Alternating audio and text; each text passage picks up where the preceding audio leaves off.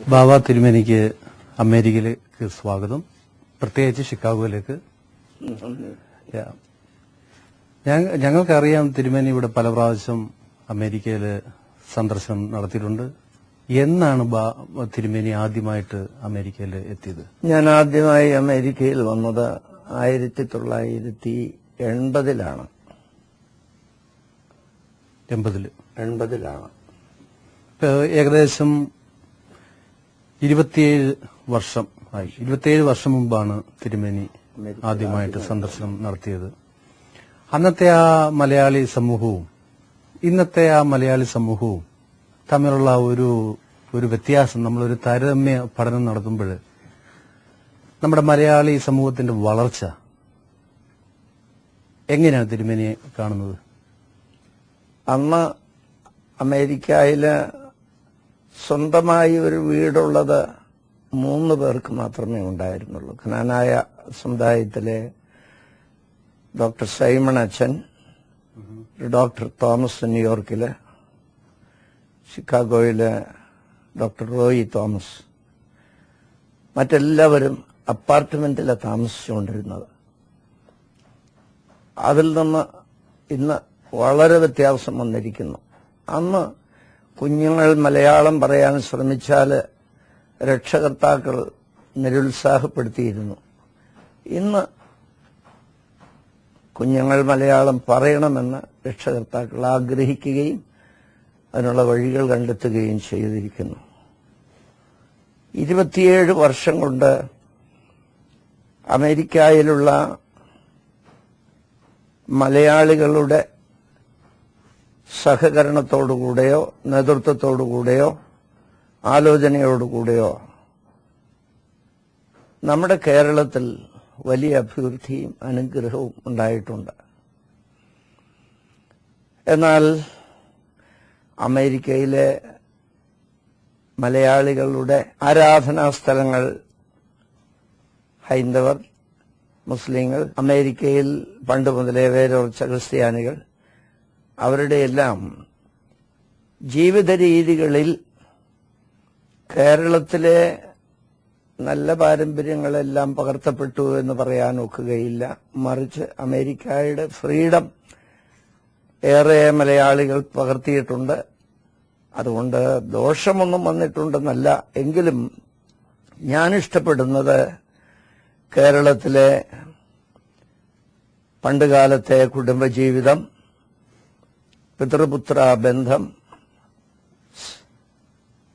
ഏറ്റവും ആഴമായി ഭാരതത്തിൽ വേരുറച്ചിരുന്ന ഹൈന്ദവ സമുദായത്തിലെ ആളുകളുടെ അതിരറ്റ നന്മകൾ എന്ന് പറഞ്ഞാൽ, സെന്റ് തോമസിന്റെ കാലത്ത്, പള്ളിയില്ലാത്ത കാലത്ത് പള്ളി വെച്ചു കൊടുത്തത് ഹൈന്ദവരാണ്.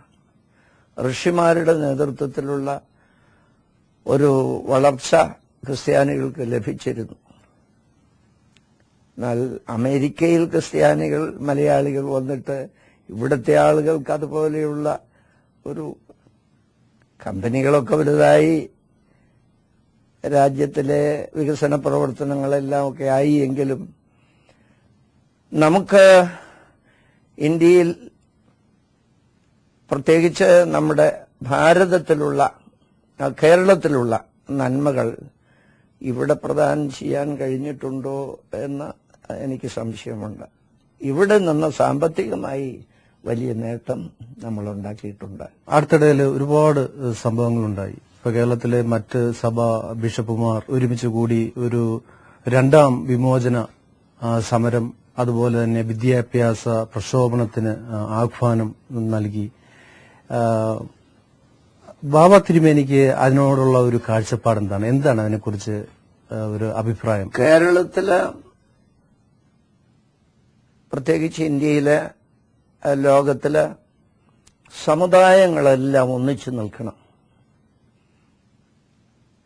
മനുഷ്യ സമുദായങ്ങൾ ലോകത്തിന്റെ നന്മയ്ക്ക് ഒന്നിച്ചു നിൽക്കണം. കേരളത്തിൽ ക്രൈസ്തവ സഭകൾ എല്ലാ കാര്യങ്ങളിലും ഒന്നിച്ചു നിൽക്കും.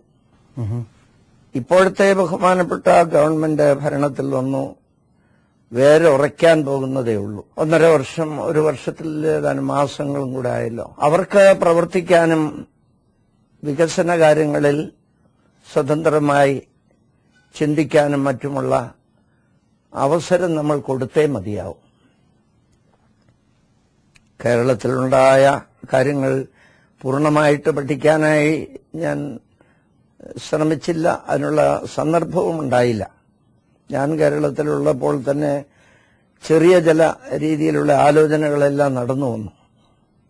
അതിനുശേഷം ഇപ്പോൾ ഈ അടുത്ത ദിവസങ്ങളിൽ ചില കാര്യങ്ങളിൽ നിർഭാഗ്യകരമായ ചില സംഭവങ്ങൾ ഉണ്ടാകുകയും പല ഭാഗത്തു നിന്നും ഉണ്ടാക്കിയിട്ടുള്ള പ്രഖ്യാപനങ്ങളും മറ്റും ഉണ്ടായി.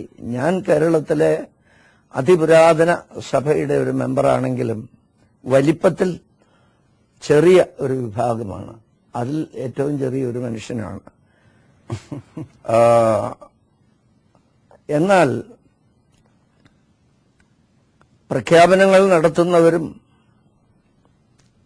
ഭരണം നടത്തുന്നവരും കുറച്ചുകൂടെ സമചിത്തത പാലിച്ചേ മതിയാവും.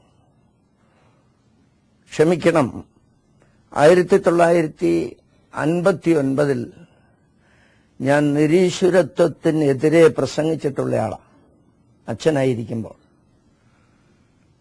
പക്ഷേ ഇന്നങ്ങനെ പ്രസംഗിക്കേണ്ടി വരുന്നില്ലല്ലോ. ഇപ്പോഴത്തെ ഭരണത്തിന് നേതൃത്വം കൊടുക്കുന്നവരെ നിരീശ്വരത്വം പഠിപ്പിക്കുന്നില്ലല്ലോ. ഇപ്പോൾ കമ്മ്യൂണിസ്റ്റ് മാനിഫെസ്റ്റോ വായിച്ചാൽ അതിനകത്തത് പഠിപ്പിക്കാനുള്ള സൂചനകളുണ്ടെങ്കിൽ ഇപ്പോൾ കേരളത്തിലുള്ള ജനങ്ങളുടെ ക്ഷേമകരമായ പ്രവർത്തനം, അതിന്റെ വളർച്ച, ബന്ധപ്പെട്ട കാര്യങ്ങൾ പരിഗണിച്ച് അതിന് മുൻഗണന കൊടുത്തിട്ട് ഗവൺമെന്റ് ആയാലും പാർട്ടി ആയാലും വളരെ ഒതുങ്ങി നിന്നാണല്ലോ ആ കാര്യങ്ങളിലൊക്കെ ചെയ്യുന്നത്. സഭകളുടെയും പള്ളികളുടെയും പ്രവർത്തനങ്ങളിലോ ആഘോഷ പരിപാടികളിലോ അന്ന് പാർട്ടിയിലെ ആരും ബന്ധപ്പെടാറില്ല. 2 വർഷം മുൻപ് ബഹുമാനപ്പെട്ട ഇന്നത്തെ മുഖ്യമന്ത്രി അച്യുതാനന്ദൻ AP വർക്കി മെമ്മോറിയൽ ആശുപത്രിയുടെ ഒരു പ്രസ്ഥാനം ഉദ്ഘാടനം ചെയ്യുമ്പോൾ ഞാൻ അതിന്റെ അധ്യക്ഷനായിരുന്നു. ചിലരൊക്കെയും അന്ന് വിമർശനം പറഞ്ഞെങ്കിലും ഒരു 3 മാസത്തിന് 4 മാസത്തിന് ശേഷം ഗവൺമെന്റ് ഭരണത്തിൽ വന്നു. ഗവൺമെന്റിന്റെ ഈ ബന്ധപ്പെട്ട നേതൃത്വത്തിലിരിക്കുന്നവരെ എല്ലാവരൊക്കെ ക്ഷണിച്ചുകൊണ്ട് പോവുകയും അവരുമായിട്ട് ഒത്തുചേർന്ന് പ്രവർത്തിക്കുകയും ചെയ്യുന്ന ഒരു രീതിയാണ് കാണുന്നത്. അതെല്ലാം മറന്ന് നമ്മൾ ഏതെങ്കിലും പ്രഖ്യാപനങ്ങൾ നടത്തുകയോ പ്രവർത്തനങ്ങൾ നേതൃത്വം കൊടുക്കുകയോ ചെയ്യുന്നതിനോട് യോജിക്കുന്നില്ല. ഉദാഹരണമായി പറഞ്ഞാൽ, ഇപ്പോഴത്തെ ഗവൺമെന്റിനെ എതിർക്കുന്ന കാര്യത്തിൽ അല്ല സഭകൾ ഒന്നിച്ചു നിൽക്കണമെന്ന് പറഞ്ഞത്. സഭകൾക്ക് ഈശ്വരന്റെ, പ്രത്യേകിച്ച് യേശുക്രിസ്തുവിന്റെ സ്നേഹം ലോകത്തിന് വെളിപ്പെടുത്തുക, അത് ജീവിതത്തിൽ കൂടെയും പ്രവർത്തനത്തിൽ കൂടെയും മറ്റുള്ളവർക്ക് പ്രയോജനകരമാക്കി തീർക്കുക, അതിൽ കൂടുതൽ ശ്രദ്ധിക്കുക. അതിലേതെങ്കിലും അപാകതകളുണ്ടെങ്കിൽ ഗവൺമെന്റോ പാർട്ടിയോ ബന്ധപ്പെട്ടവരോ അത് ചൂണ്ടിക്കാണിക്കുക.